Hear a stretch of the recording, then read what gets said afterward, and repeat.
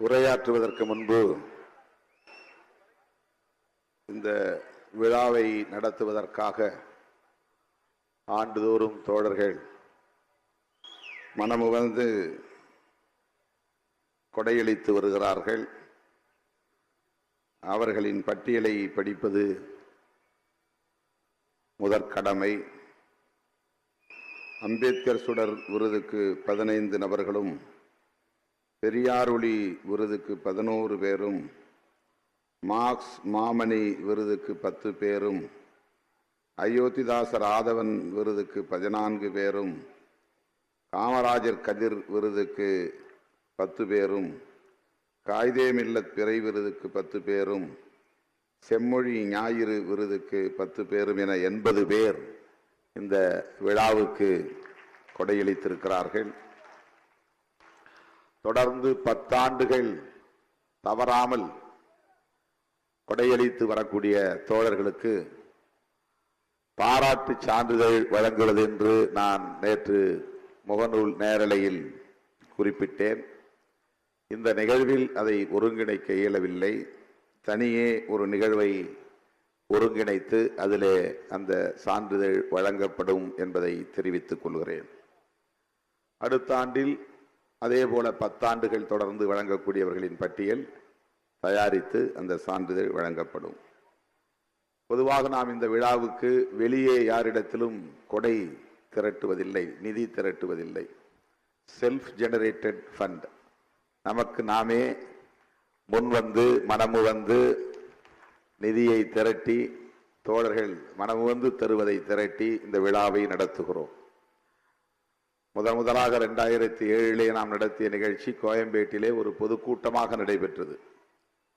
இன்றைக்கு காமராஜர் அரங்கத்தில் டிஜிட்டல் விழா என்கிற அளவுக்கு இது விரிவடைந்திருக்கிறது. லட்சக்கணக்கிலே இதற்கு செலவாகிறது. ஆகவே இதையெல்லாம் கட்சியின் முன்னோடிகள் ஏற்றுக்கொள்ளுகிற ஒரு நிகழ்வாக இந்த நிகழ்வை நாம் ஆண்டுதோறும் நடத்துகிறோம். அம்பேத்கர் சுடர் விருதுக்கு வழங்கிய தோழர்கள் கி கோவேந்தன், து ரவிக்குமார், சி சவுந்தர், சேலம் வசந்த் பெருமாள், அறிவுடை நம்பி கடலூர், வன்னி அரசு, சங்கத்தமிழன், பெரம்பலூர் கிட்டு, பெங்களூர் கணேஷ், சவுதி ராஜ்குமார், அரசு ஊழியர் ஐக்கிய பேரவை, கல்பாக்கம் அரசு ஊழியர் ஐக்கிய பேரவை, அரூர் மூவேந்தன், வீர பொன்னிவளவன் ஆகியோர் அம்பேத்கர் சுடர் விருதுக்கு நிதியளித்திருக்கிறார்கள். தலா 50,000. இதிலே சிலர் 1 லட்சமும் வழங்கியிருக்கிறார்கள். வேறு விருதுக்கும் சேர்த்து அதிலேயும் அவர்கள் பெயர் இடம்பெறும் என்று கருதுகிறேன்.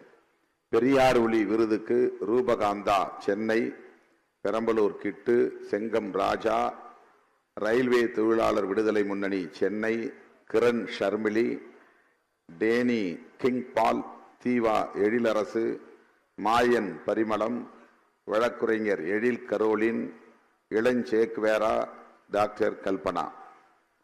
மார்க்ஸ் மாமணி விருது கேது என்கிற தென்னவன், வழக்குரைஞர் தாமரை செல்வன், தேவ ஞானமுதல்வன், பரசு முருகையன், வீர திராவிடமணி, சுமதி சிவக்குமார், இளைய பாரதி, ரமேஷ் கர்ணா, நீதிவல்லல், அரசு ஊழியர் ஐக்கிய பேரவை.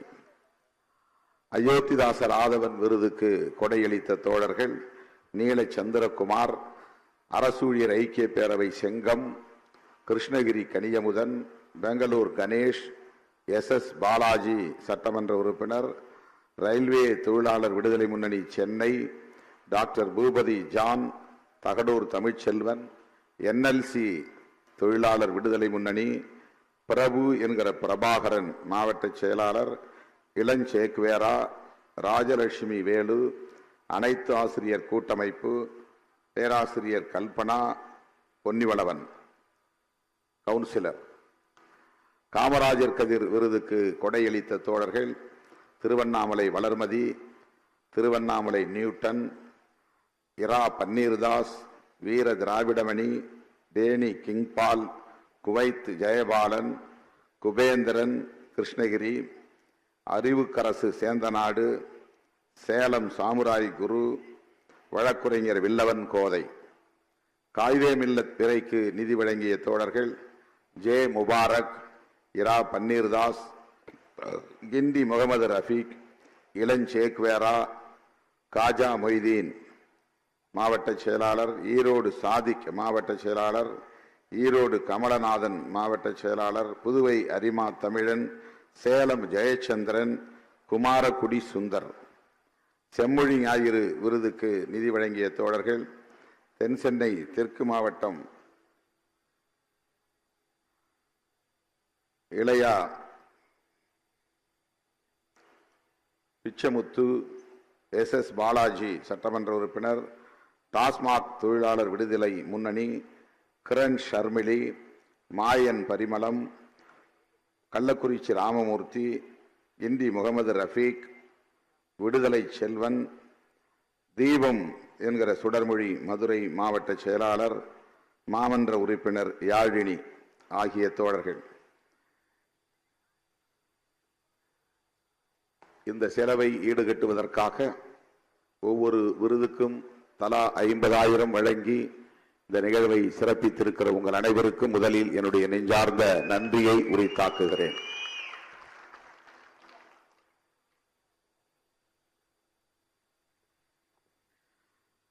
வரலாற்று சிறப்பு வாய்ந்த இந்த நிகழ்வில் அனைவரையும் வரவேற்று உரையாற்றி அமர்ந்திருக்கிற கட்சியின் பொதுச் செயலாளர் தோழர் சிந்தனை செல்வன் அவர்களே, விருது பெற்ற சான்றோரை வாழ்த்தி உரையாற்றி அமர்ந்திருக்கிற கட்சியின் பொதுச் செயலாளர் தோழர் துரை ரவிக்குமார் அவர்களே, முன்னிலை வகித்து நிகழ்வை சிறப்பித்துக் கொண்டிருக்கிற முதன்மை செயலாளர் AC பாவரசு அவர்களே, சட்டமன்ற உறுப்பினர் SS பாலாஜி அவர்களே, சட்டமன்ற உறுப்பினர் ஆலூர் ஷானவாஸ் அவர்களே, சட்டமன்ற உறுப்பினர் பனையூர் மு பாபு அவர்களே, இந்த நிகழ்வில் பங்கேற்று விடுதலை சிறுத்தைகள் கட்சியின் சார்பில் வழங்கப்பெற்றிருக்கிற அம்பேத்கர் சுடர் விருதினை ஏற்று நமக்கு பெருமை சேர்த்திருக்கிற திரைக்கலை நாயகர்,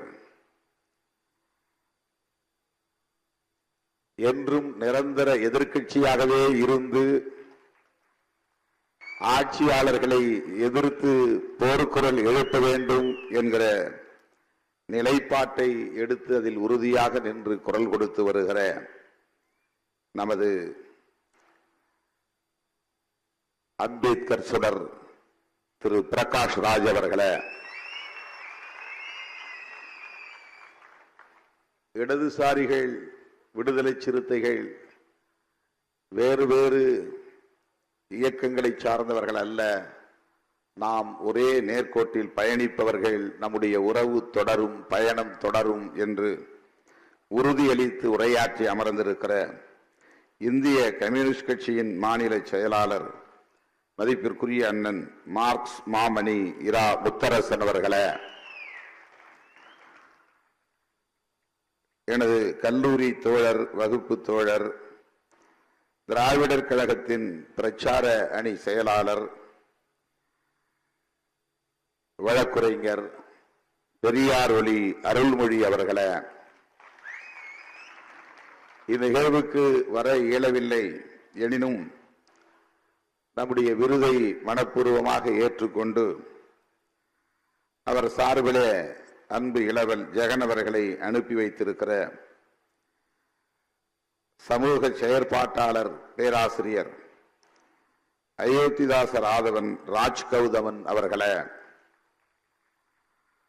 அவர் சார்பாக நம்மிடையே உரையாற்றி அமர்ந்திருக்கிற தோழர் ஜெகன் அவர்களே, காமராசர் கதிர் விருதினை பெற்று இந்த நிகழ்வுக்கு சிறப்பு சேர்த்து விடைபெற்று சென்றிருக்கிற இந்திய சமூக நீதி இயக்கத்தின் தலைவர் பேராயர் எஸ்ரா சர்க்குணம் அவர்களே, அவர் சார்பில் நம்மிடையே உரையாற்றி விடைபெற்று சென்றிருக்கிற பேராயர் கதிரொளி மாணிக்கம் அவர்களே, வெல்ஃபேர் பார்ட்டி என்கிற வெல்ஃபேர் கட்சியின் நிறுவனர்களுள் ஒருவர், மேனாள் மாநில தலைவர், ஒடுக்கப்பட்டவர்களும் சிறுபான்மையினரும் ஓரடியில் இணைந்து நிற்க வேண்டும் என்பதில் உறுதியாக நின்று விடுதலை சிறுத்தைகளோடு நல்லிணக்கமான உறவை பேணி வருகிற, இணைந்து களமாடி வருகிற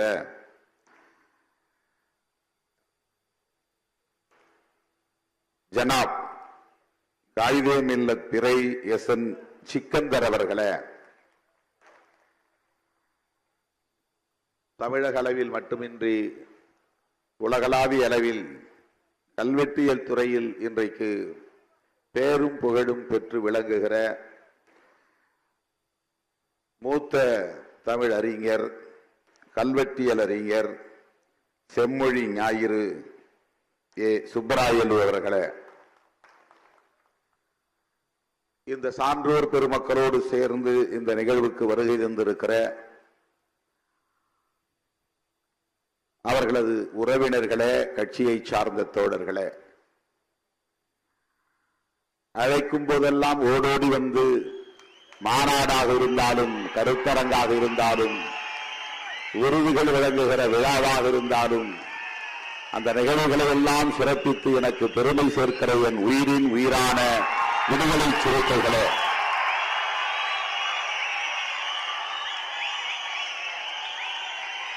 உங்கள் அனைவருக்கும் என்னுடைய பணிவார்ந்த வணக்கத்தை தெரிவித்துக் கொள்கிறேன்.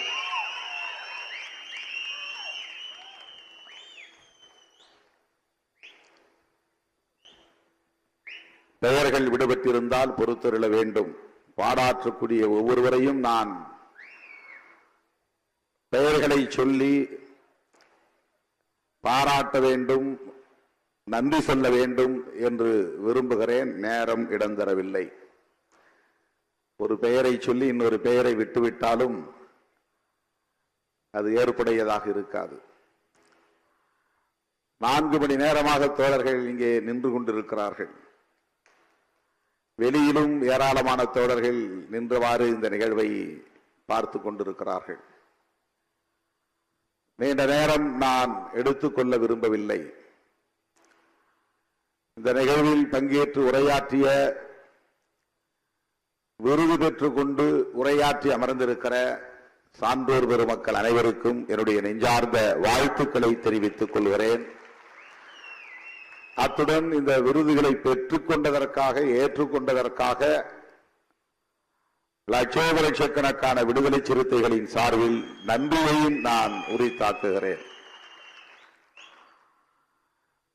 நம்முடைய திரைக்கலை நாயகர் பிரகாஷ்ராஜ் அவர்கள் அவருக்கே உரிய நடையில் மிக இயல்பாக ஒரு திரைக்கலைஞர் எவ்வாறு எத்தகைய உடல் மொழியோடு பேச முடியுமோ அப்படி நம்மை எல்லாம் கவரக்கூடிய வகையிலே உரையாற்றி அமர்ந்திருக்கிறார். அவரை நான் பெங்களூரிலே சந்திக்கிற வாய்ப்பு கிடைத்தது. பெங்களூரில் இருந்து நம்முடைய தோழர்கள், பெங்களூர் ரவி, நம்முடைய மகானந்த், வெங்கடேஷ் போன்ற தோழர்கள் எல்லாம் வந்திருக்கிறார்கள். எதேச்சையாக சொன்னேன், இங்கேதானே இருக்கிறார், அவரை பார்த்து சில நிமிடங்கள் பேச விழைகிறேன். அவருக்கு ஏதேனும் நிகழ்ந்து விடுமோ என்கிற அச்சம் எனக்கு இருக்கிறது. சனாதன பயங்கரவாதிகளால் அவரை சந்தித்து, நேரிலே சந்தித்து பாதுகாப்பாக இருங்கள் என்று சொல்ல விரும்புகிறேன் என்றுதான் சொன்னேன். சில நிமிடங்களில் எனக்கு அவரோடு தொடர்பை ஏற்படுத்தி கொடுத்தார் நண்பர் கஜி என்பவர், அவருடைய நண்பர், ரவி அவர்களுக்கு நண்பர். தொலைபேசியில் நான் நீங்கள் இருக்கும் இடத்தை சொன்னால் நேரிலே வந்து பார்க்க விரும்புகிறேன் என்று சொன்னேன். இல்லை, நானே வருகிறேன், உங்களை பார்க்கிறேன், காலை உணவோடு இருவரும் சந்திப்போம் என்று அவர் சொன்னதும் நான் மற்றற்ற மகிழ்ச்சிக்கு ஆளானேன். அவர் சொன்னதை போல வந்தார், அழைத்தார், காலை உணவுக்கு சென்றோம். மிகச் சாதாரணமான மக்கள் கூடுகிற ஒரு உணவகத்தில் தான் சந்தித்தோம். பொதுவாக ஆக்டர் என்றால் ஸ்டார் ஹோட்டலில் இருப்பாங்க,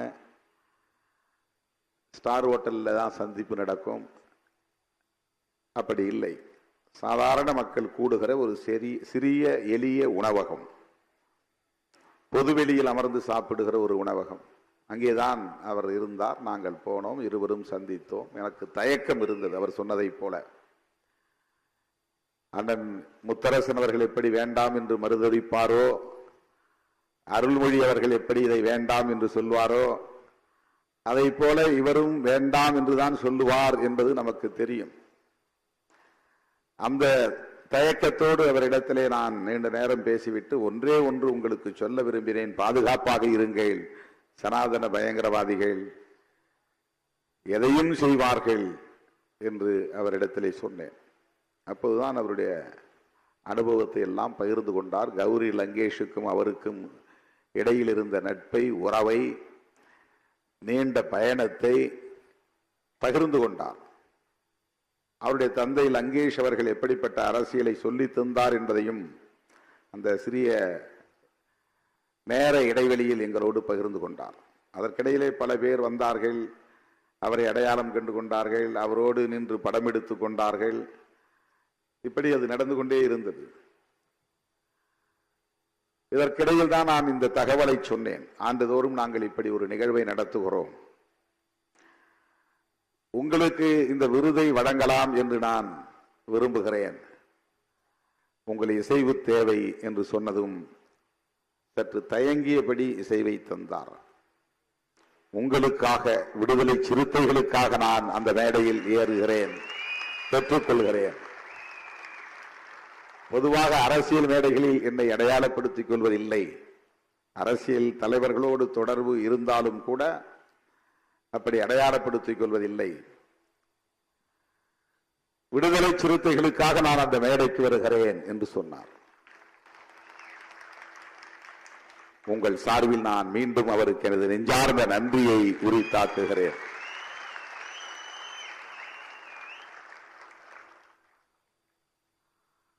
இன்று இரவு அவருக்கு 10 மணிக்கு விமானம் துபாய்க்கு செல்ல வேண்டும். எல்லோரும் கைக்கடிகாரத்தை பார்க்கிறீர்கள்.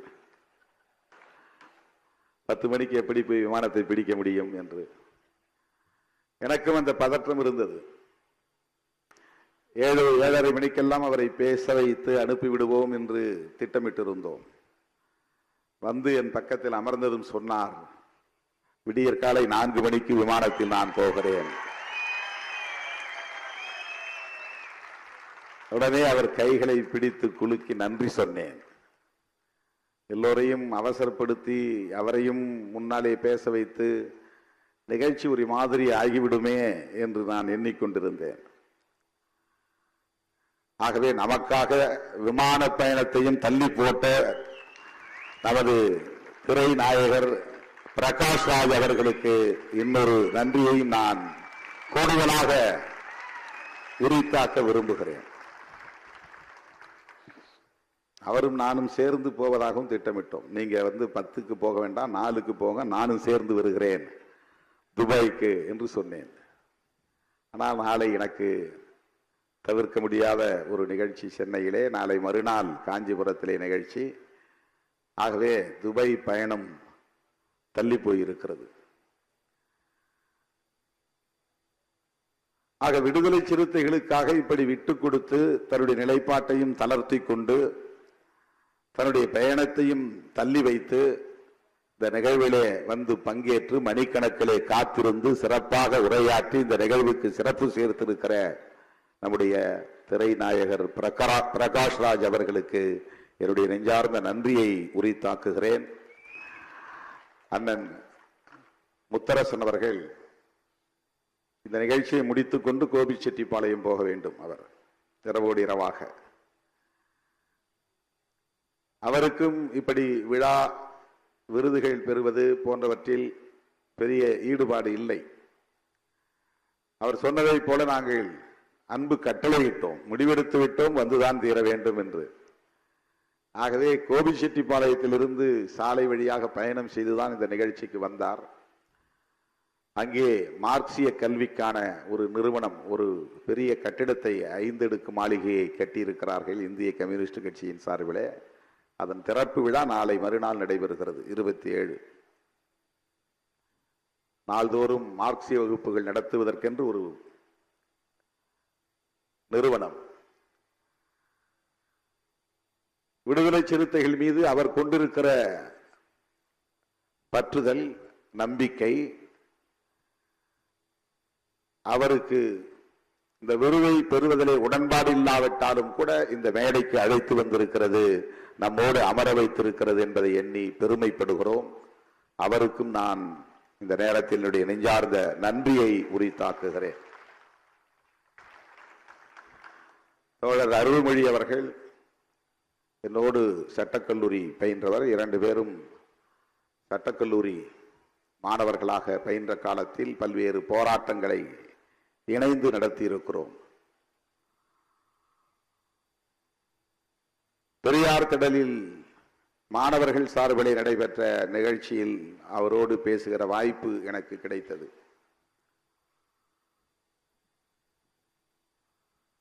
நவோதயா கல்வி திட்டத்தை எதிர்த்து சட்டக்கல்லூரி வாசலின் முன்னால் அந்த ஆணையை தீயிட்டு கொளுத்தி போராடி இருக்கிறோம்.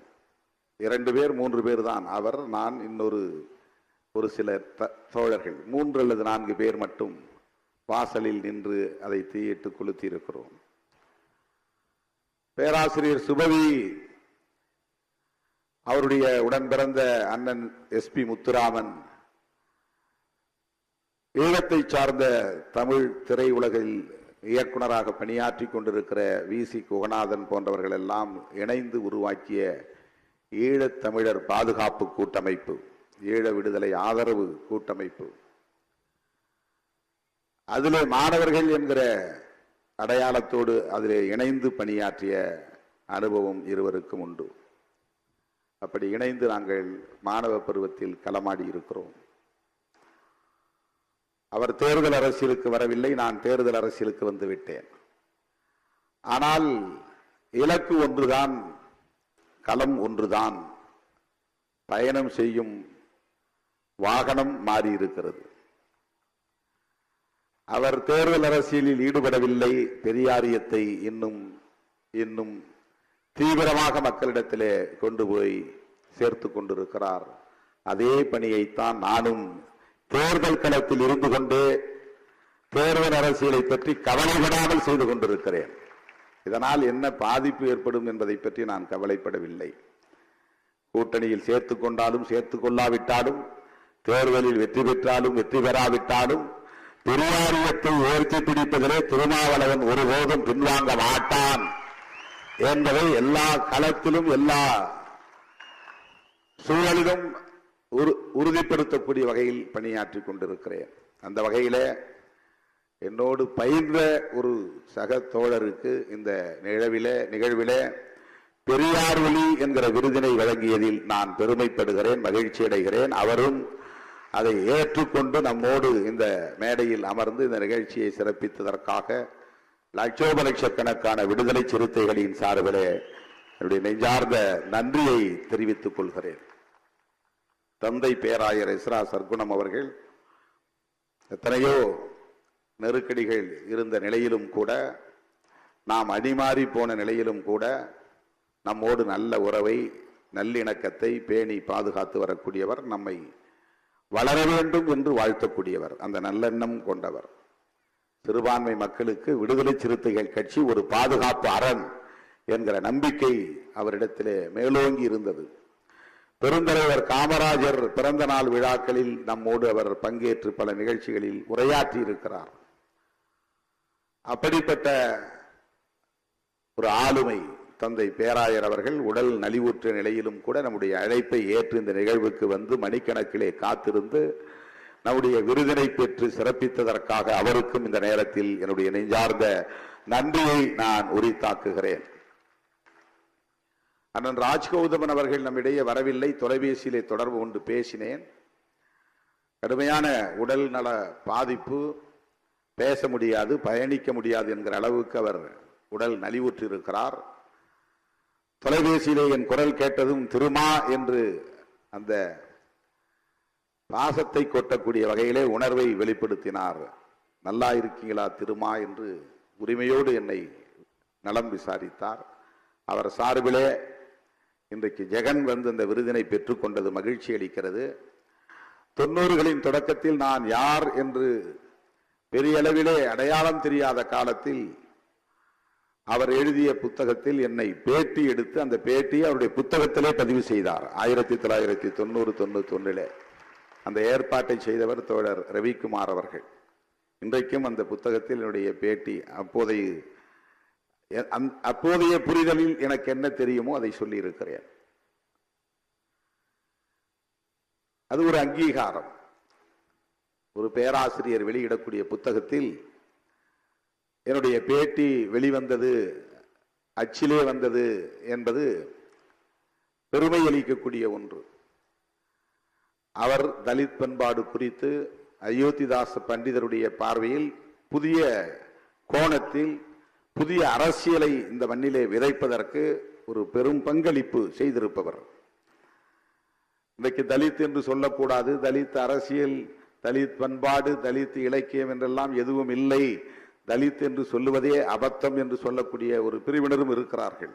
அதையெல்லாம் தாண்டி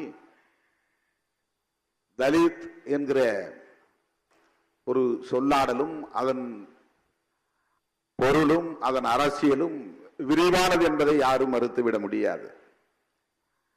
அது இன்றைக்கு தமிழக இந்திய அளவில் எவ்வளவு பெரிய தாக்கத்தை ஏற்படுத்தி இருக்கிறது என்பதை யாரும் மறுத்துவிட முடியாது. அப்படிப்பட்ட காலகட்டத்தில் விடுதலை சிறுத்தைகளை ஒரு அரசியல் இயக்கமாக அங்கீகரித்து, திருமாவளவனை ஒரு தலைவனாக அங்கீகரித்து, அன்றைக்கு தன்னுடைய புத்தகத்திலே என்னுடைய பேட்டியை வெளியிட்ட பெருமையை அண்ணன் ராஜ்கௌதமன் அவர்கள் வழங்கினார்.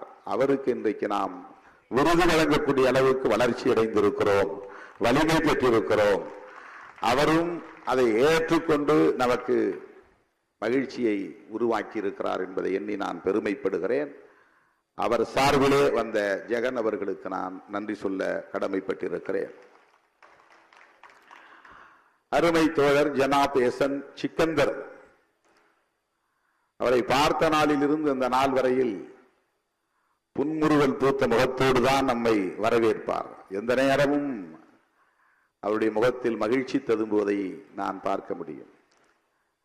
அதற்கு என்ன காரணம் என்றால், நம் மீது அந்த அளவுக்கு அவரிடத்திலே ஒரு பற்றுதல் இருக்கிறது என்றுதான் பொருள். பார்த்த உடனேயே அவர் புன்னகைத்தவாறு நம்மை அழைப்பதும் அரவணைப்பதும் ஊக்கப்படுத்துவதும் பல 10 ஆண்டுகளாக இந்த நட்புறவை பேணுவதும் அவரிடம் உள்ள சிறந்த மாண்பு.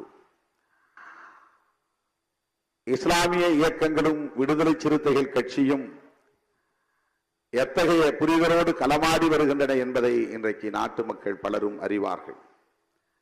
வாக்கு வங்கிக்காக நாம் எந்த நட்பையும் உறவையும் மேற்கொள்வதில்லை. நாம் முன்னெடுத்திருக்கிற அரசியலுக்கான உறவாகத்தான் எல்லா உறவையும் நாம் பார்க்கிறோம்.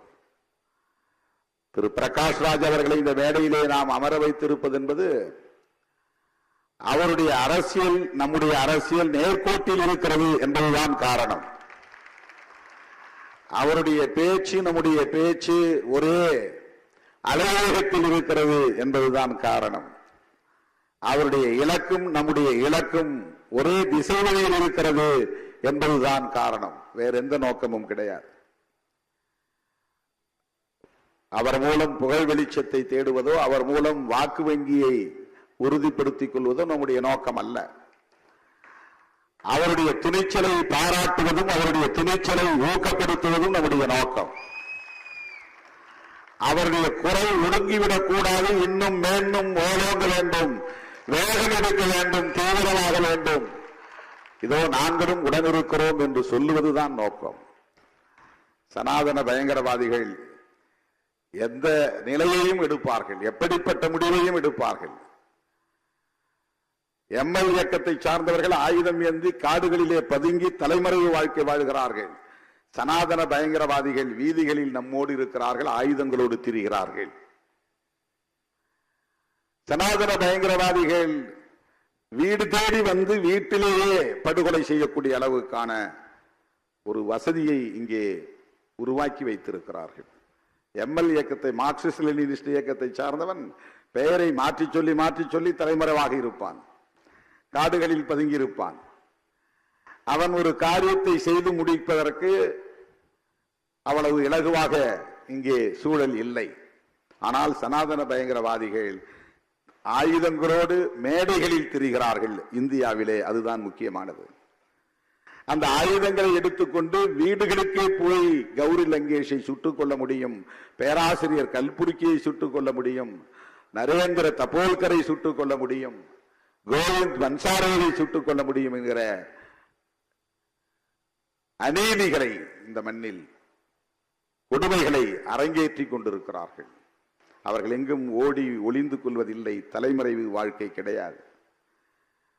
ஆந்திர காடுகளிலே பதுங்கி இருப்பதை போல, மாவோயிஸ்டுகள் பதுங்கி இருப்பதை போல இவர்கள் பதுங்கி இருப்பதில்லை. மேடைகளில் இருக்கிறார்கள், மந்திரிகளோடு இருக்கிறார்கள், ஆயுதங்களோடு திரிகிறார்கள். அப்படிப்பட்ட சூழலிலே பிரகாஷ்ராஜ் போன்றவர்கள் பாதுகாப்பாக இருக்க வேண்டும் என்கிற ஒரு உணர்வு எனக்குள் ஒரு உந்துதலாக எழுந்தது.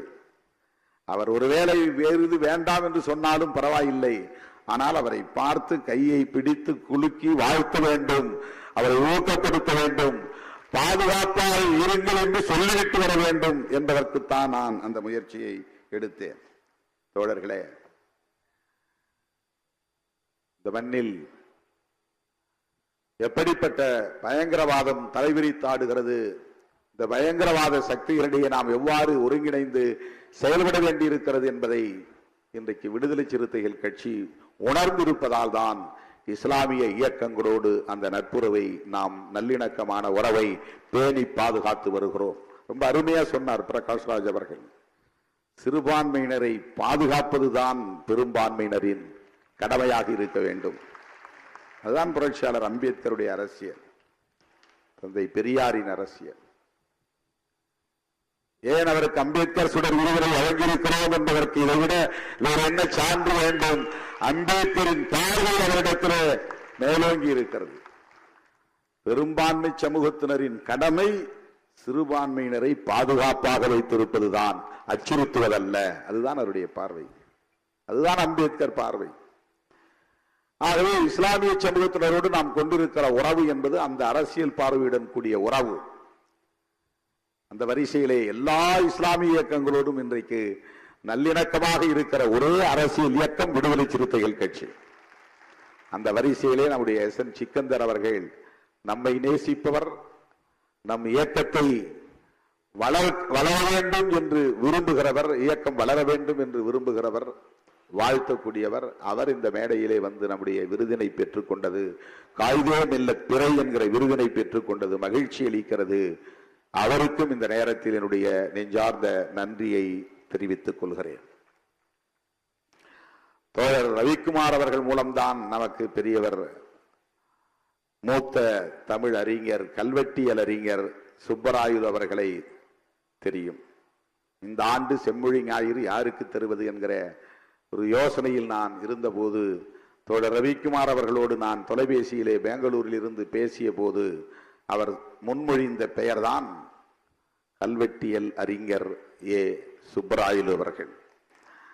அவரை பற்றிய குறிப்புகள் படித்த போது வியப்பை தந்தன. இந்த அளவுக்கு அவர் கடுமையாக உழைத்து தமிழ் சமூகத்தின் வரலாற்றை வெளிச்சத்திற்கு கொண்டு வந்திருக்கிறார். அவங்க பேசுகிற போதே சொன்னார், நீங்கள் எல்லாம் எந்த அளவுக்கு கவனித்தீர்கள் என்று தெரியவில்லை. அந்த காலத்தில் அரசர்களாக இருந்தவர்கள், மாமன்னர்களாக இருந்தவர்கள், சோழர் காலமாக இருந்தாலும் அல்லது எந்த ஆட்சி காலமாக இருந்தாலும் அவர்கள் உருவாக்கி வைத்த கல்வெட்டுகளில் பிராமணர்களுக்கு எவ்வளவு முக்கியத்துவம் இருந்தது. அந்த ஊர்கள் 1000 ஊர்கள் என்றால் அதில் 500 ஊர்கள் அல்லது 600 ஊர்கள் பிராமணர்கள் வசித்த வசிப்பிடமாக இருந்தன. அந்த வசிப்பிடங்கள் எவ்வாறு உருவாயின, அவர்களுக்கு ஏன் அவர்கள் அவ்வளவு முக்கியத்துவம் தந்தார்கள், இந்த வர்ணாசிரம தர்மம் என்கிற மனு தர்மம் எப்படி இந்த சமூகத்தில் இன்றைக்கு நிலை பெற்றிருக்கிறது, அந்த நிலை பெறுவதற்கு கோவில் எந்த அளவுக்கு பங்களிப்பு செய்திருக்கிறது. கோவில்தான் இங்கே சனாதன தர்மம் நிலை பெற்றிருப்பதற்கு காரணமாக இருக்கிறது. இதுதானே பெரியார் பார்வை, இதுதான் கல்வெட்டியல் அறிஞர் சுப்பராயன் அவர்களின் பார்வை, இதுதான் அம்பேத்கர் பார்வை, இதுதான் கல்வெட்டியல் அறிஞர் சுப்பராயன் அவர்களின் பார்வை. ஆகவே இந்த மண்ணில் ஆட்சியாளர்கள் மாமன்னர்கள் எப்படியெல்லாம் சனாதன தர்மத்தை நிலைவரச் செய்வதற்கு பங்களிப்பு செய்திருக்கிறார்கள், அறிந்தோ அறியாமலோ என்பதை இன்றைக்கு வரலாற்று அடிப்படையிலே அறிந்துணர்வதற்கு ஏதுவாக அவருடைய ஆய்வுகள் அமைந்திருக்கின்றன. அப்படிப்பட்ட ஒரு சிறந்த ஆய்வறிஞர், வரலாற்றியல் அறிஞர், கல்வெட்டியல் அறிஞர் சுப்பராயன் அவர்கள் நம்முடைய அழைப்பை ஏற்று வருகை வந்து விருதினை பெற்று நமக்கு சிறப்பு சேர்த்ததற்காக விடுதலை சிறுத்தைகளின் சார்பில் அவருக்கும் என்னுடைய நெஞ்சார்ந்த நன்றியை தெரிவித்துக் கொள்கிறேன், பாராட்டுகளை தெரிவித்துக் கொள்கிறேன். அருமை தோழர்களே, தோழர் அருள்மொழி அவர்கள் ஒரு வேண்டுகோளை வைத்தார் அல்லது ஒரு அறிவுறுத்தலை தந்தார். அதற்கு தோழர் ரவிக்குமார் அவர்களும் இங்கே விடையிறுத்தார். மகளிர் பெயரில் ஒரு பெண்மணியின் பெயரில் விருதினை அறிவிக்க வேண்டும் என்பது, அதிலே 100 விழுக்காடு நமக்கு உடன்பாடு இருக்கிறது, அதிலே எந்த மாற்று கருத்தும் இல்லை. மார்க்ஸ் மாமணி என்கிற விருதினை கூட நாங்கள் இப்போது அண்மையிலே தான் அறிவித்தோம். இது 3வது ஆண்டு. முதல் ஆண்டு இரா ஜவஹர் பெற்றுக்கொண்டார், 2வது ஆண்டு தோழர் கே பாலகிருஷ்ணன் பெற்றுக்கொண்டார், 3வது விருதினை அண்ணன் முத்தரசன் அவர்கள் பெற்றிருக்கிறார். அப்படி நாம் எடுத்தால் ஏராளமான பெயர்களில் சிங்காரவேலர் பெயரில் விருது வழங்க வேண்டும் என்ற ஆலோசனையும் இருக்கிறது. ஏன் ரெட்டவேளை சீனிவாசன் பெயரில் தரக்கூடாதா என்கிற கேள்வி இருக்கிறது. இப்படி பல பேர் பல ஆலோசனைகளை தந்து கொண்டே இருக்கிறார்கள். உள்ளபடியே நாம் தோழர் ரவிக்குமார் அவர்கள் சொன்னதை போல அம்பேத்கர் பெயரில் தலித் அல்லாதவர்கள், தலித்துகளுக்கு பணியாற்றி கொண்டிருக்கிற, தலித் விடுதலைக்கு பணியாற்றி கொண்டிருக்கிற அந்த ஆளுமைகளை சிறப்பிக்க வேண்டும், அவர்களை ஊக்கப்படுத்த வேண்டும் என்கிற ஒற்றை நோக்கத்திற்காகத்தான் இந்த நிகழ்ச்சியை நாம் தொடங்கினோம். பிறகு ஒன்றொன்றாக இதை சேர்த்து கொண்டோம். ஆனால் ஒரு பெண்மணியின் பெயரால் விருது இல்லை என்பது உண்மைதான். ஆனால் ஒவ்வொரு ஆண்டிலும் ஏதேனும் ஒரு பெண்மணிக்கு விருது வழங்கிக் கொண்டே இருக்கிறோம். நிலக்கோட்டை பொன்னம்மாள் அவர்களுக்கு வழங்கி இருக்கிறோம். அதே போல ஜெகநாதன் துணைவியார் பஞ்சமி நிலம் மீட்பு போராட்டம் கிருஷ்ணம்மாள் ஜெகநாதன் அவர்களுக்கு வழங்கி இருக்கிறோம். இங்கே வருகை தந்திருக்கிறார் தாயம்மாள் அரவாணன் அவர்களுக்கு வழங்கி இருக்கிறோம். அருந்துவி ராய் அவர்களுக்கு வழங்கி இருக்கிறோம். ஓவியா அவர்களுக்கு வழங்கி இருக்கிறோம். பெண்களை விடுதலை சிறுத்தைகள் ஒருபோதும் புறக்கணித்ததில்லை, பெண்களை விடுதலை சிறுத்தைகள் மறந்ததில்லை. அவருடைய கோரிக்கையை பரிசீலிப்போம். 1 5 ஆனது, 5 6 ஆனது, 6 7 ஆனது. ஒரு மேடையிலே 7 8 பேருக்கு மேல் விருது வழங்கினால் இன்னும் மணிக்கணக்கிலே நீளும், நிகழ்ச்சி விரிவடைந்து கொண்டே போகும். இதையும் கவனத்தில் கொள்ள வேண்டியிருக்கிறது. சாவித்ரிபாய் புலே அம்மையாரின் பெயரில் விருது தர வேண்டும் என்று தொடர்ந்து தோழர்கள் வலியுறுத்தி கொண்டிருக்கிறார்கள். விடுதலை சிறுத்தைகள் கட்சியிலே மகளிர் விடுதலை இயக்கம் என்ற அமைப்பு இருக்கிறது. அந்த அமைப்பின் சார்பிலேயும் விருது வழங்க விழா நடக்கிறது. விடுதலை கலை இலக்கிய பேரவை என்கிற அமைப்பு இருக்கிறது. அந்த அமைப்பின் சார்பிலும் விருதுகள் வழங்கப்படுகின்றன. கட்சியின் சார்பிலே இந்த நிகழ்ச்சியை நாங்கள் ஒருங்கிணைத்திருக்கிறோம். தோழர் ரவிக்குமார் அவர்கள் சுட்டிக்காட்டியதை போல எந்த கட்சியிலும் இல்லாத அளவுக்கு விடுதலை சிறுத்தைகள் கட்சியிலே கட்சி அதிகார பொறுப்புகளில் பெண்கள் இடம்பெற வேண்டும் என்பதை ஒரு ஒருமித்த கருத்தாக முடிவெடுத்து கடந்த முறை 16 பேரை விடுதலை சிறுத்தைகள் கட்சியிலே மாவட்ட செயலாளர்களாக பெண்களை அறிவித்திருக்கிறோம்.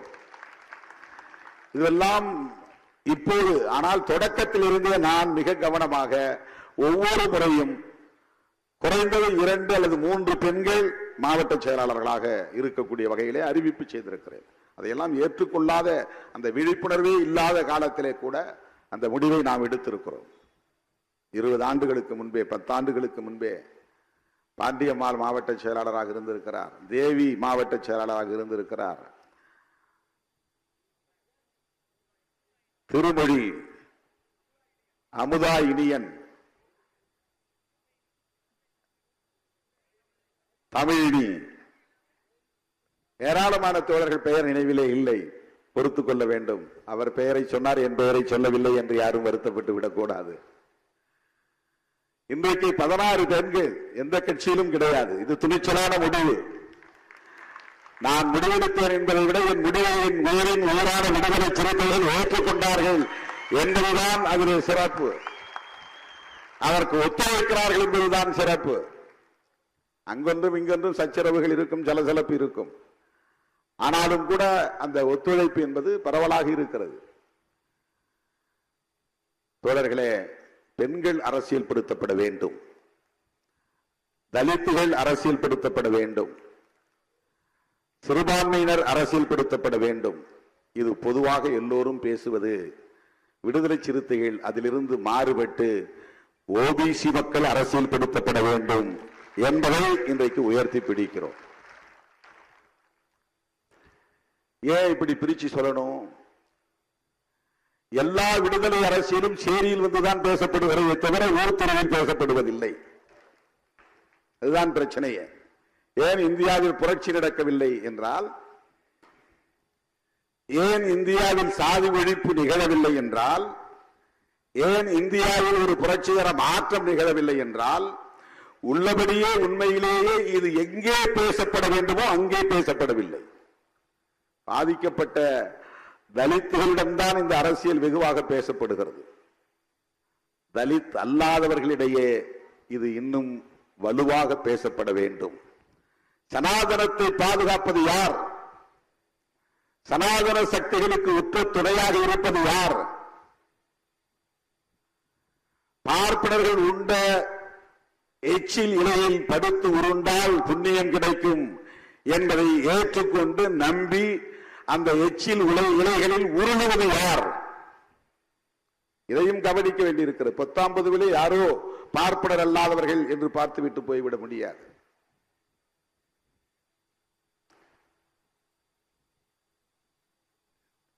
வேங்கை வயலில் இன்னும் குற்றவாளியை கண்டுபிடிக்க முடியவில்லை.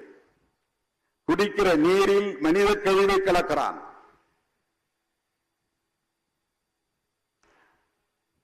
கோவிலுக்குள் நுழைய முடியவில்லை. அழைத்து வந்த மாவட்ட ஆட்சியரை அவர் முன்னாலேயே சாதி பெயரை சொல்லி அங்கே ஒரு சாதாரண பெண்மணி கேவலப்படுத்தி பேசுகிற நிலை இருந்தது.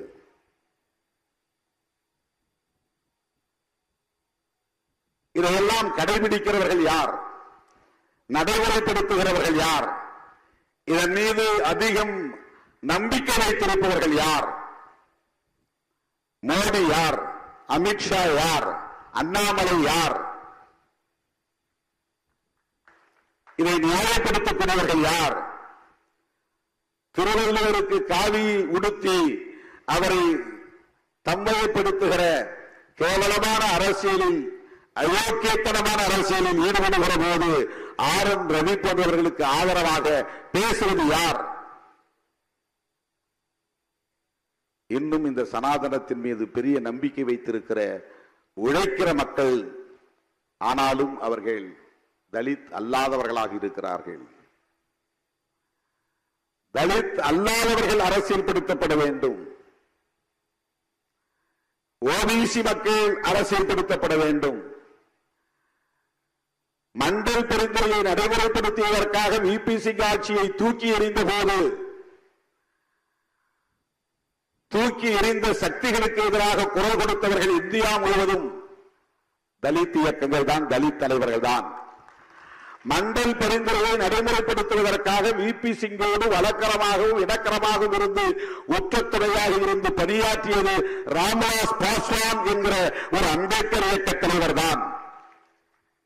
இந்திய அளவில் மண்டல் பரிந்துரையை நடைமுறைப்படுத்தலாம் என்று ஒத்துக்கொண்டு அதற்கான ஆதரவை களத்திலே தந்தவர்கள் மாயாவதி, கத்தி பத்மா ராவ், ராம்விலாஸ் பாஸ்வான், ராம்தாஸ் அத்வாலே, பிரகாஷ் அம்பேத்கர், தமிழ்நாட்டில் திருமாவளவன் என்று இந்த பட்டியல் நீளுகிறது.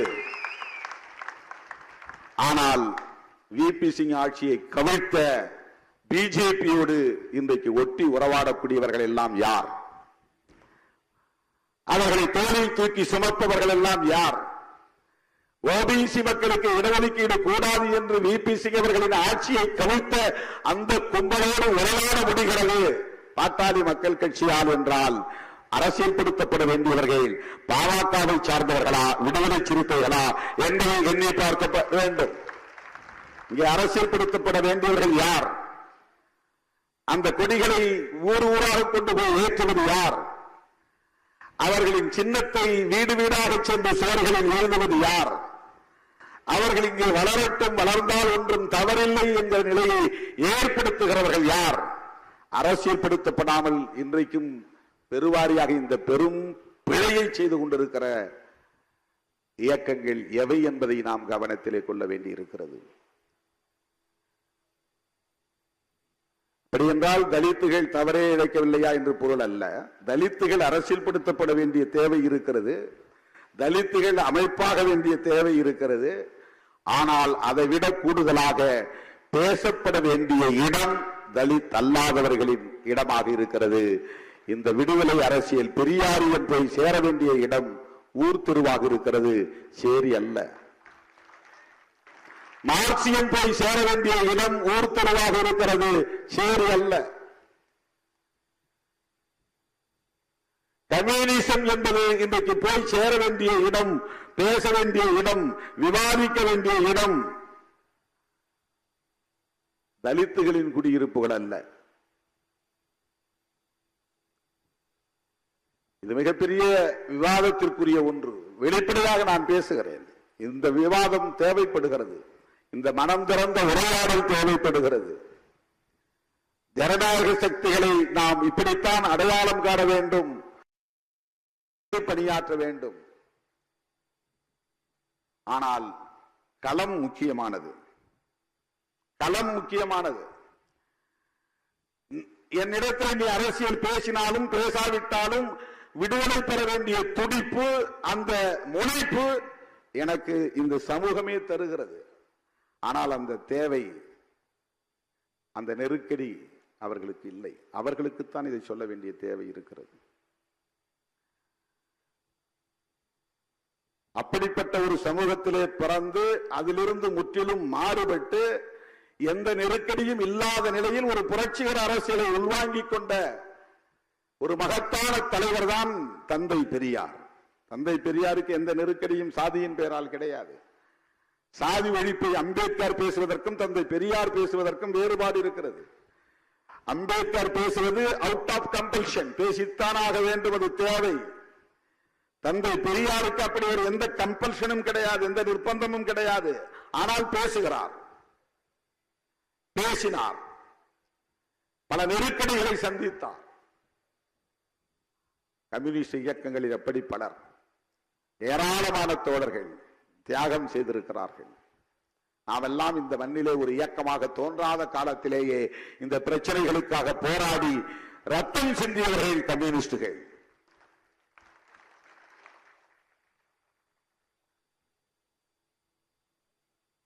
அவர்கள் தலித்துகள் அல்ல, தலித் அல்லாதவர்கள் தான். போராட்ட களத்திலே நிற்பவர்கள், அதிலிருந்து இயக்க சக்திகளாக மாறியவர்கள். ஆனால் இன்னும் தலித் அல்லாத சமூகத்திடம் போய் சேர வேண்டியது இருக்கிறது. இந்த அரசியல், இந்த விழிப்புணர்வு, இந்த பிரச்சாரம் என்பது மிக முக்கியமானது. தேர்தல் வரும் போகும், சில கட்சிகள் வெற்றி பெறும், சில கட்சிகள் தோல்வியுறும். ஆனால் சமூக கட்டமைப்பு அப்படியே நீடிக்கிறது, தொடர்கிறது. எந்த மாற்றமும் அதிலே அடிப்படையிலே நிகழவில்லை என்பதுதான் யதார்த்தமான உண்மை.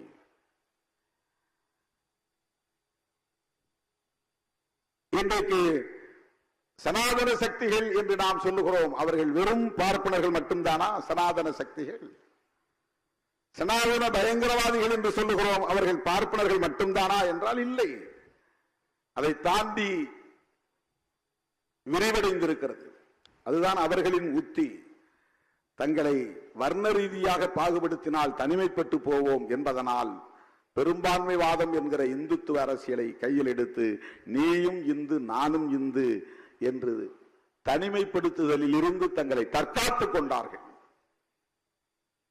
இப்போது பார்ப்பன வெளியேற்றம், பார்ப்பன ஒதுக்குதல், பார்ப்பன தனிமைப்படுத்துதல் என்பது டைலூட் ஆகியிருக்கிறது, நீர்த்து போயிருக்கிறது. மகாத்மா பூலே காலத்திலிருந்து நாம் பார்த்தால், தொடர்ந்து பார்த்தால், கான்ஷிராம் பகுஜன் என்று சொன்ன அந்த சொல்லாடல் வரையில் பார்த்தால், exclusion of Brahmins, exclusion of Brahminism, அதுதான் அரசியல். அதுதான் அரசியல். தலித்துகள், பழங்குடிகள், ஓபிசி, மைனாரிட்டிஸ் எல்லோரும் ஒன்று சேர்ந்தால்தான் பகுஜன்.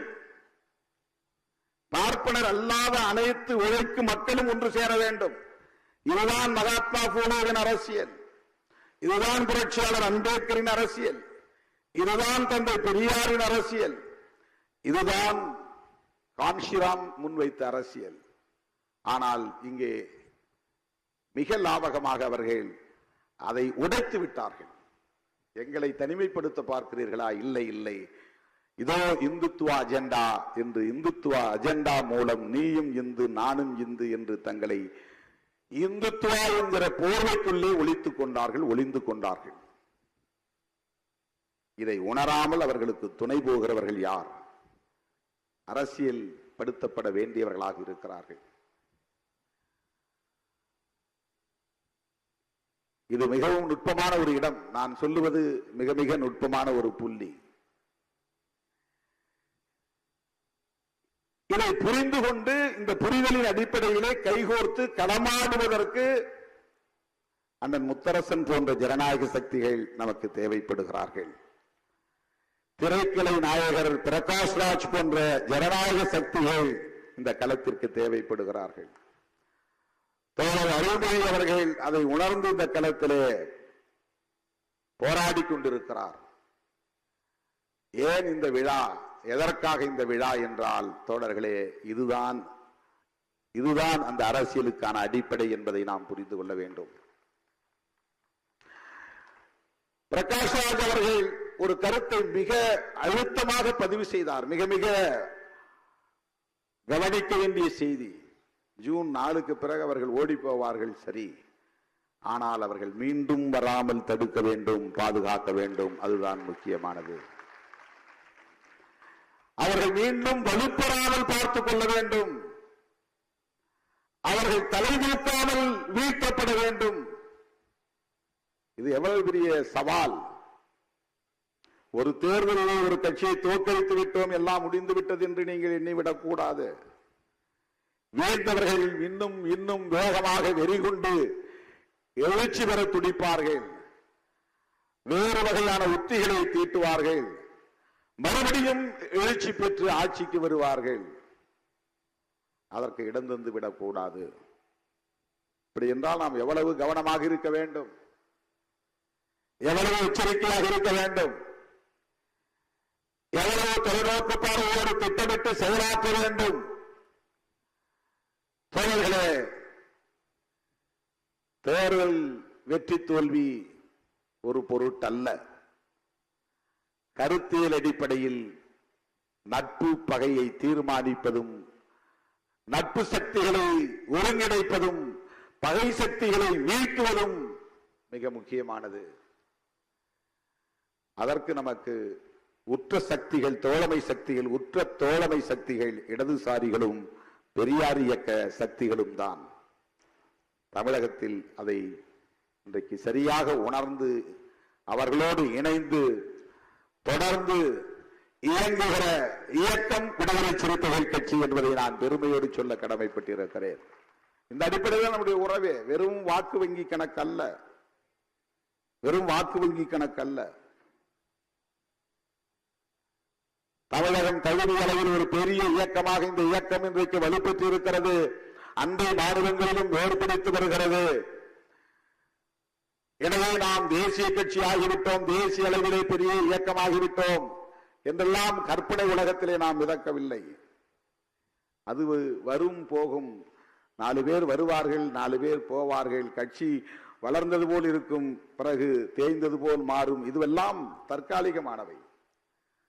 ஆனால் நாம் எடுத்துக்கொண்ட இந்த நிலைப்பாடு, நாம் பேசுகிற இந்த அரசியல் நேர்த்து போகக்கூடாது. அதுதான் முக்கியமானது.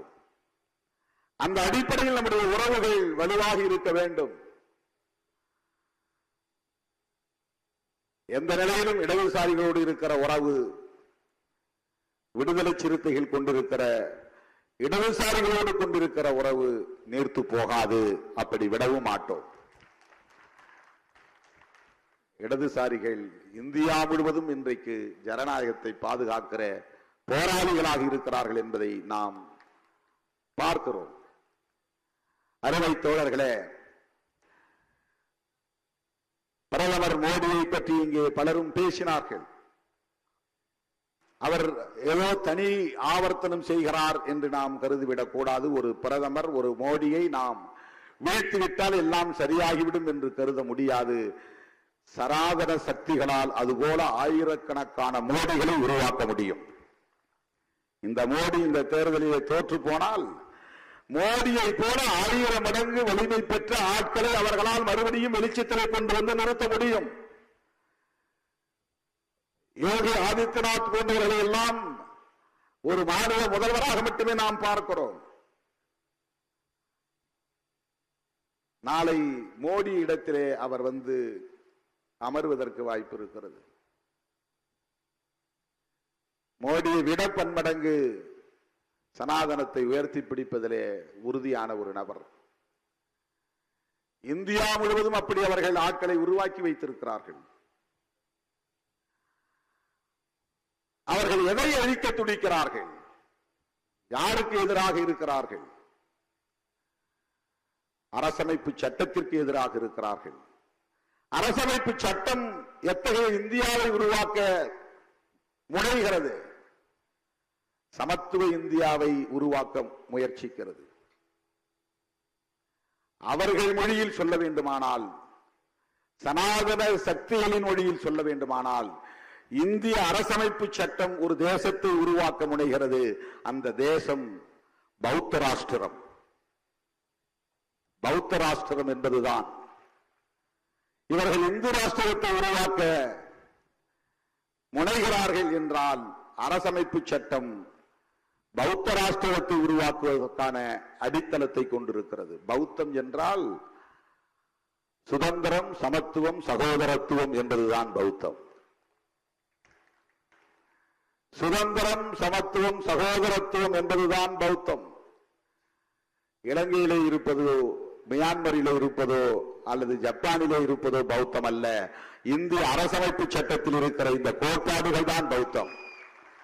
இந்திய அரசமைப்பு சட்டத்தின் கனவு பௌத்த ராஷ்டிரம் தான், சமத்துவ இந்தியா. அதை அழித்தொழிக்க வேண்டும். அதுதான் மோடி, அமித்ஷா உள்ளிட்ட சனாதன சக்திகளின் நோக்கம். எனவேதான் 10 ஆண்டுகளுக்கு மேலாக தொடர்ந்து நாம் இந்த கருத்தை பேசி வருகிறோம். இன்றைக்கு இந்தியா முழுவதும் இந்த கருத்து ஒலிக்கிறது, உரத்து ஒலிக்கிறது என்பதை எண்ணி பெருமைப்படுகிறோம். அருமை தோழர்களே, ஜூன் 4ஆம் தேதி தேர்தல் முடிவு வந்தாலும் அது இறுதி முடிவல்ல. ஜூன் 4ஆம் தேதி வருகிற தேர்தல் முடிவில் இந்தியா பிளாக் வெற்றி பெற்றாலும் அது உண்மையான நிரந்தரமான ஜனநாயக இந்தியாவை கட்டுவதற்கான வெற்றியாக அமைந்து விடாது. அதை தக்க வைக்க வேண்டிய தேவை இருக்கிறது. சனாதன சக்திகளை தலையெடுக்க விடாமல் தடுக்க வேண்டிய தேவை இருக்கிறது. அந்த புரிதலோடு நாம் களத்தில் கைகோர்க்க வேண்டிய புரிதலை பெற வேண்டும். அதுதான் மிக முக்கியமானது. விடுதலை சிறுத்தைகள் கட்சி அந்த புரிதலோடு தான் இத்தகைய விழாக்களை முன்னெடுக்கிறது. தேர்தல் அரசியலை தாண்டி சிந்திக்கிற இயக்கமாக விடுதலை சிறுத்தைகள் கட்சி இருக்கிறது. அண்ணன் பிரகாஷ் அம்பேத்கர் போன்றவர், பிரகாஷ் ராஜ் போன்றவர்கள் இன்றைக்கு நம்முடைய புரிதலோடு இணைந்து பயணிப்பது என்பது பெரிய நம்பிக்கையை தருகிறது. ஏனென்றால் சிறை உலகத்திலே பலரும் எப்படிப்பட்ட விவாதங்களை நடத்தி கொண்டிருக்கிறார்கள் என்பது நமக்கு தெரியும். எவ்வளவு சாதியவாதிகள் திரை அரங்கில் இன்றைக்கு கோலோச்சுகிறார்கள் என்பதையும் நம்மால் உணர முடியும். சாதிய மதவாதிகள் ஒருபுறம், பிரகாஷ் ராஜ் போன்ற முற்போக்கு சிந்தனையாளர்கள் ஒருபுறம் என்று திரையரங்கில் இருந்தும் முற்போக்கு குரல் ஒலிக்கிறது. அதை வரவேற்பது நம்மை போன்றவர்களின் கடமை. அவருடைய பேட்டிகளை பார்க்கிற போது, அவருடைய குரலை கேட்கிற போது நமக்கு ஒரு நம்பிக்கை கிடைக்கிறது. அவர் அரசியலுக்கு வரமாட்டோம், என்னை யாரும் சேர்த்துக்க மாட்டாங்கன்னு சொன்னார். சிவப்பு கம்பளம் விரித்து வரவேற்க எங்களை போன்றவர்கள் தயாராக இருக்கிறோம். எங்கள் கட்சியில் சேர வேண்டும் என்று நான் அழைப்பு விடுக்கவில்லை. அரசியல் களத்தில் நீங்கள் ஈடுபட வேண்டும், அது முக்கியமானது. வெளியிலிருந்து நாம எதிர்கட்சியா இருந்து குரல் கொடுப்போம்னா அந்த குரல் சுனாமி காற்றிலே காணாமல் போய்விடும். இந்த அரசியலில் நாம் வெளியிருந்து விலகி இருந்து எந்த தாக்கத்தையும் ஏற்படுத்த முடியாது.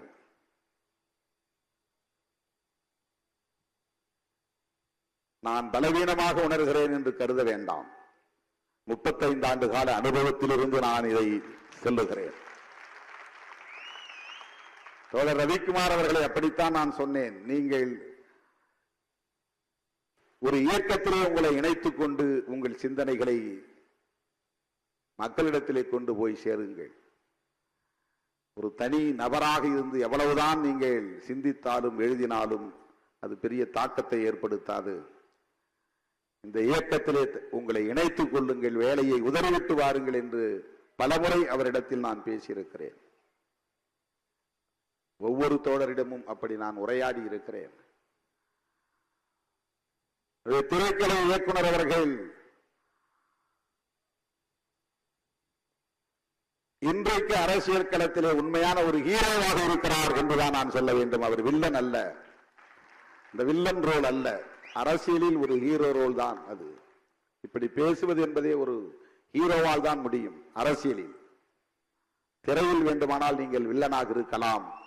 உங்கள் உரையும் உங்கள் கருத்தும் இன்றைக்கு ஒரு கதாநாயகனுக்குரிய ஆளுமையை வெளிப்படுத்துகிறது.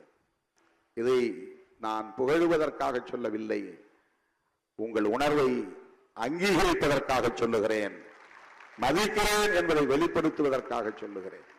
தேவைப்படுகிறார்கள். திராவிட அரசியல் என்பது திரைத்துறையில் வெளிப்பட்ட பிறகுதான் திமுக வளர்ச்சி அடைந்தது. திரைத்துறையிலே எம்.ஆர். ராதா போன்றவர்கள் பேசத் தொடங்கிய பிறகுதான், எம்ஜிஆர் போன்றவர்கள் அந்த கொடியை உயர்த்தி பிடித்த பிறகுதான், என்எஸ்கே போன்றவர்கள் நகைச்சுவை மூலம் அதை வெளிப்படுத்திய பிறகுதான், கலைஞர் அவர்கள் அதை காவியங்களாக படைக்க தொடங்கிய பிறகுதான் வெகு மக்களிடம் திமுக வேகமாக போய் சேர்ந்தது என்பதை யாரும் மறுத்துவிட முடியாது. திரைத்துறையில் இப்படிப்பட்ட முற்போக்கு சக்திகள் இன்னும் வலுவாக பேச வேண்டும். வெற்றிமாறன் போன்றவர்கள் இன்னும் பலர் உருவாக வேண்டும். பிரகாஷ் ராஜ் போன்றவர்கள் உருவாக வேண்டும். தம்பி ரஞ்சித், தம்பி நாடு ராஜ் போன்றவர்கள் இன்னும் இன்னும் ஏராளமானவர்கள் உருவாக வேண்டும்.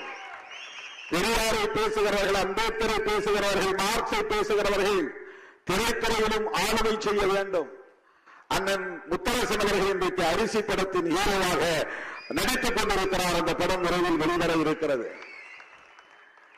புகழுக்காகவா, பணத்துக்காகவா? இல்லை, அரசியலுக்காக, விவசாயிகளின் நலன்களுக்காக இன்றைக்கு அந்த பாத்திரத்தை ஏற்று அவர் நடிக்கிறார். என்னை திரைத்துறைக்கு அழைத்த போது எனக்கு எதுவுமே தெரியவில்லை திரைத்துறையை பற்றி. இப்போது யாரும் அழைக்கவில்லை. அப்போது வலிந்து வலிந்து அழைத்தார்கள். அப்போது நான் அதை உணரவில்லை. தோழர்களே, தமிழ்நாட்டு அரசியலில் திரைத்துறையின் பங்கு மகத்தானது. ஆகவே திரைத்துறையில் முற்போக்கு சிந்தனையாளர்கள் தேவை, முற்போக்கு சிந்தனையாளர்களின் ஆளுமை என்பது தேவை. நம்முடைய தோழர் அண்ணன் பிரகாஷ்ராஜ் அவர்கள் இவ்வாறு சிந்திப்பதும் செயல்படுவதும் ஏதோ பிஜேபி எதிர்க்கிறார், மோடியை எதிர்க்கிறார் என்பதற்காக நாம் அவரை பாராட்டவில்லை. அவருடைய பார்வை பெரியார் பார்வையாக இருக்கிறது, அம்பேத்கர் பார்வையாக இருக்கிறது, மார்க்சிய பார்வையாக இருக்கிறது, கௌரி லங்கேஷின் கருத்தியலை வெளிப்படுத்தக்கூடிய ஒரு பார்வையாக இருக்கிறது என்பதால் அவரை நாம் போற்றுகிறோம், பாராட்டுகிறோம், வாழ்த்துகிறோம். உங்களை போன்றவர்களின் அரசியல் என்பது வாக்கு வங்கிக்கானதாக இருக்காது, சமூக மாற்றத்திற்கானதாக இருக்கும். எனவே நீங்கள் அரசியலில் விலகியிருந்து பெரிய தாக்கத்தை ஏற்படுத்தலாம் என்று நம்புவது ஒருபுறம் இருந்தாலும் அந்த நிலைப்பாட்டில் உறுதியாக இருந்து உங்கள் பணிகளை மேலும் முடுக்கிவிட வேண்டும். நாங்கள் உங்களோடு இருக்கிறோம், உற்ற துணையாக இருக்கிறோம் என்பதை சொல்ல கடமைப்பட்டிருக்கிறேன். என் உயிரின் ஊரான விடுதலை சிறுத்தைகளே, தேர்தல் முடிவுகளுக்கு பிறகு கட்சியின் மறுசீரமைப்பு பணியிலே மீண்டும் கவனம் செலுத்துவோம். எப்போதும் போல உங்களுடைய ஒத்துழைப்பு தேவை. எப்போதும் போல உங்களுடைய களப்பணிகள் இன்னும் தீவிரமடைய வேண்டும். நான் அழைத்த அழைப்பை ஏற்று ஓடோடு வந்து இந்த நிகழ்வை சிறப்பித்த உங்கள் அனைவருக்கும், இந்த நிகழ்வு சிறப்புற அமைவதற்கு பாராட்டிய அனைவருக்கும், விருது பெற்ற சான்றோர் மக்கள் அனைவருக்கும் என்னுடைய நெஞ்சார்ந்த நன்றியை தெரிவித்து வாழ்த்து விடைபெறுகிறேன். நன்றி, வணக்கம்.